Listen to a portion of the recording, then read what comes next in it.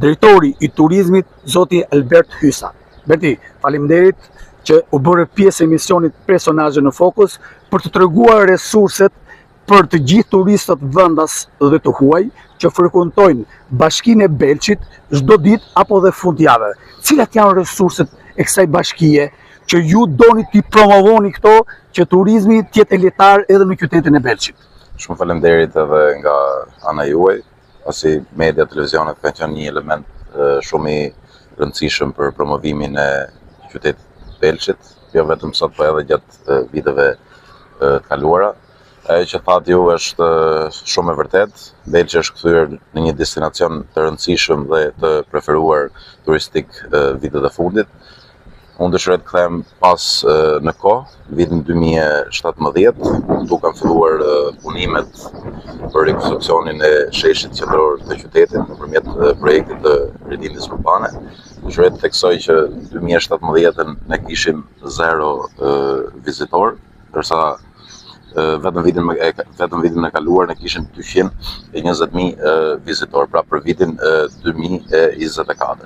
Pra një diferencë shumë e madhe. Siç e thash dhe pak më parë, projekti i rilindjes urbane ishte projekti i madh i qeverisë shqiptare, e cila e ktheu Belçin nga një vend i panjohur, nga një vend me problematika të ndryshme, ndërtime të zënë të zaptuara, breku liçenit ishte i zënë me shumë ndërtime dhe normale kjo rilindja urbane i dha Belçit atë që ka turizmin sot. Po, projekti i rilindjes urbane e shndërroi në një qytet turistik, duke ndërtuar kështu sheshin qendror të qytetit, shëndetorin rreth përqark liçenit, korsinë e biçikletave 2 kilometra, korsinë e këmbësorëve, gjelbërim, ndriçim. Pra, gjitha këtë bëjnë sot atë që ne shohim Belçi turistik. Pak më tutje në fshatin turistik Seferan, po në vitin 2017 filloi dhe investimi atje në shtëpitë e para pritse nga USAID dhe ambasada suedeze. Dëshiroj të theksoj që në 2017 kishim 0 njësi akomoduese dhe 2 bujtinat e para u ndërtuan në fshatin turistik të Seferanit, konkretisht bujtina e Trëndafilave dhe bujtina Dumreja Rubin. U zgjodh pikërisht fshati turistik Seferan për shkak se ka potencial turistik.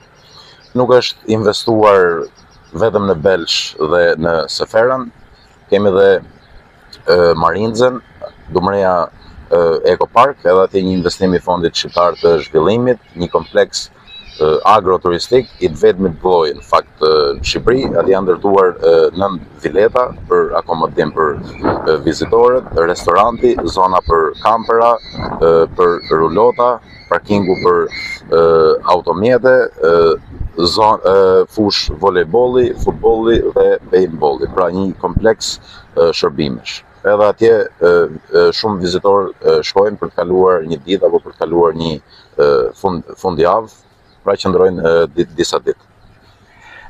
Përveç se ju përmendët gjithë këto investime që janë bërë Bashkisë Belësh, a ka mundësi Bashkia Belësh të akomodojë turizmin në bujtina, pasi sezoni turistik thith shumë turistë që vizitojnë jo vetëm qytetin e Belçit, por gjithë Shqipërinë. Po pikërisht ne sot do të flasim vetëm për Belçin. Ai pranon Belçit gjithë këta vizitorë?